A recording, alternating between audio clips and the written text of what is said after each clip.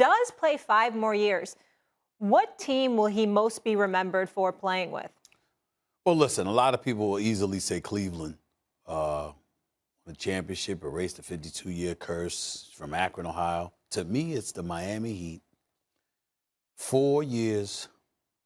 Hold on, I'm just getting a little emotional right now. You know, just. You're most remembered in Miami. It was the highlight of your life. You most remembered the trips to Miami. This isn't about LeBron. It was so special. It was just so special.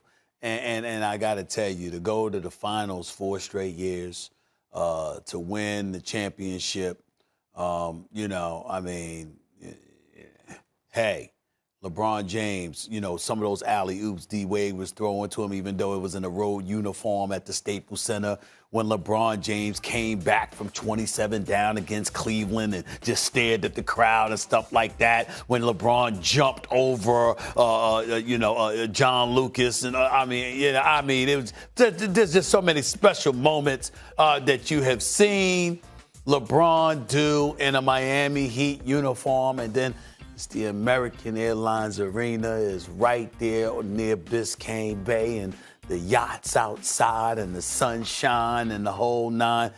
And with D-Wade as his teammate, looking at some of those outfits D-Wade used to walk into the arena with. D-Wade can dress. Sometimes.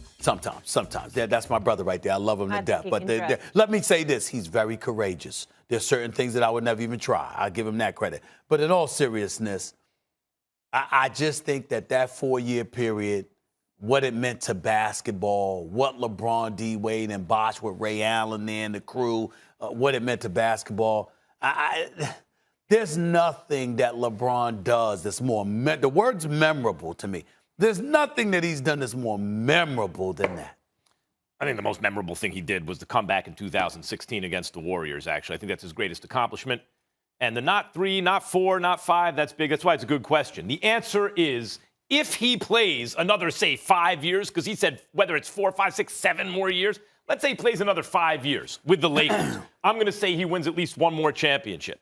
What that would mean is he played twice as many seasons in L.A. as in Miami. It means he will have won twice as many championships on the Lakers as with the Cavs. It means he will be remembered primarily as a Laker. Tough, everybody. That's the way it is. The Lakers are the most important franchise. The Lakers as a franchise, take every other franchise in the NBA, combine them. Doesn't equal the Lakers. Reggie Jackson, Stephen A., you and I grew up with Reggie Jackson. Mr. October. Right? Mr. October. Mr. October. Played 10 seasons altogether with the Athletics, 5 with the Yankees, right? Yep. Won 3 World Series with the Athletics, 2 with the Yankees. Started his career and ended his career with the Athletics. What did he go in the Hall of Fame at? A Yankee. That's the way it goes. Not the same. Let me go back at you, and I'm going to give it back to you. But let me go back at you with this. Number one, even though he won 3 rings with the Athletics, he didn't do. He hit 3 home runs in a single World Series game. Consecutive pitches. You understand what I'm saying? 19. Come on, man. That's much special. Mr. October. Okay, no question. So he didn't do that. That's number one. Number two, LeBron and his greatness, no matter what. You understand, he will never even be on the Mount Rushmore of basketball. Sure. All right, let me say, you and I agree with this, that if he won a couple of more titles, okay, I got that. But memorable. Of Lakers Mount Rushmore, you mean. Lakers Mount Rushmore. There is no way in hell that LeBron James will be more remembered as a Laker than he is as a Miami Heat. Oh, no. He won't even be more remembered as a Laker than he will as a Cleveland Cavalier. I'm telling you right now, Miami and Miami with Pat Riley, with D-Wade. That was the best version of LeBron. Oh. Yes. Can I just say Sure. say one thing, and I'm not trying to debate you guys, Sure. but I feel like this is a little bit about your personal agendas. It's you in Miami, the glory days, LeBron in his glory days. It's you when he came back on the Warriors. Things so negative. No. Let me just finish. I've been going to Miami since I'm a teen. You don't need to twist my arm on Miami. Right. I love that city. I'm not commenting on any other cities, Right. but I truly enjoy the city of Miami, and I will leave it at that. Not just you, Stephen. Yes. Okay, let's stay focused. Hold on. Wait. But to get to your point, though. No, I didn't get to it. You don't know where I'm you going. say negative. You say no. I'm not saying negative. Okay. I'm saying it has to be Cleveland. Like, if he had to pick a jersey to retire in, it has to be. He's the kid from Akron. Yeah, that's fine. But in terms of more memorable, which one is it? I think it's because he went back. He went back to his hometown and Okay, he delivered the championship. He delivered the promise. There are three big storylines, and the difficulty with arguing the Lakers' position right now is the fact is the question is if he plays another 5 years in L.A. That's now, fair, Max. I don't care. Those 5 years will be at a high level. No, that one You're tugs right to at bring your that up. heartstrings. No. Max is right to bring that up because we're projecting. But I will say this. You're entitled to have these personal feelings if they're supported by objective facts. Yeah. The reality of the situation, Molly, is this. What I'm saying about it ain't wrong in terms of how memorable that time in Miami was. It's just supported by the fact that Luka Kid partnership working out. Yeah, sure. I think it could go well, but I don't think coaching was the problem with Dallas to begin with. Like, the issue for me with Dallas is they don't have a good enough second banana. And understand, I think Porzingis could have been an amazing player, and he is very good. But every year he's recovering from injury, just trying to get back to where he was the previous year. So he never gets to develop any better than he's already been.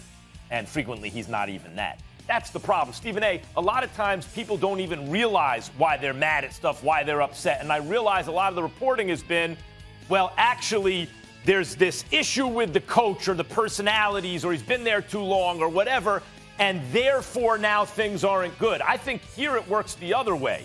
They're not winning enough because they're not good enough. And then you start to see stuff crack. But if you look at the Mavs offense, Stephen A., the Mavs on offense the last couple of years, everyone's right where they're supposed to be. You go, that's why 2 years ago they had the most efficient offense of all time. Not because they had the best team or the greatest players. They were extremely well coached on offense. So Kid could work out, sure. But ultimately, will it work out? Will they win a championship? Not unless Porzingis stays healthy or they get a second banana who can. Well, Max, let me take off the opinionated hat and just give you the intel, okay? And I'm not debating or refuting anything you say. I'm just providing information. Number one, everybody knows that Rick Carlisle is a great coach, X's and O's wise. The problem is that his relationship with Luka Doncic wasn't ideal. Now, Rick Carlisle could deny that. Luka Doncic can deny it. I'm here to tell you, I'm giving you the facts. It wasn't ideal. Now, in large part, that was due to Luka Doncic because Luka Doncic is very emotional. He was a league leader in technical fouls issued against him.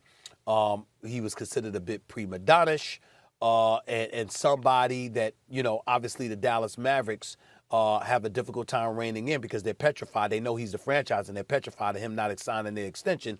Even though they fully expect him to do so, they're still scared until it's actually done, okay?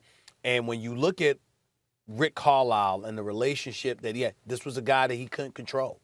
And certainly when you have Mark Cuban listening to that dude from Europe that the article was written about weeks ago, I don't recall his name, forgive me for that, but that guy's had a profound impact because he's had the ear of Mark Cuban, which ultimately led to Donnie Walsh. You're talking about Bob Voulgaris? I believe so. Voulgaris yes. is from here. He's a gambler from here. I apologize. Yeah. That's right. He's from here. You're absolutely right. I apologize for that. He's from here. But the point is that with Mark Cuban, he has his ear. And that Donnie Walsh is gone after 24 years as a GM in large part because of that. Rick Carlisle has departed as well, even though he was hoping to get the Milwaukee job. But we now see that Mike Budenholzer probably ain't going anywhere. That's why he took the Indiana job for $29 million, and I'm very, very happy for him. So that's one point.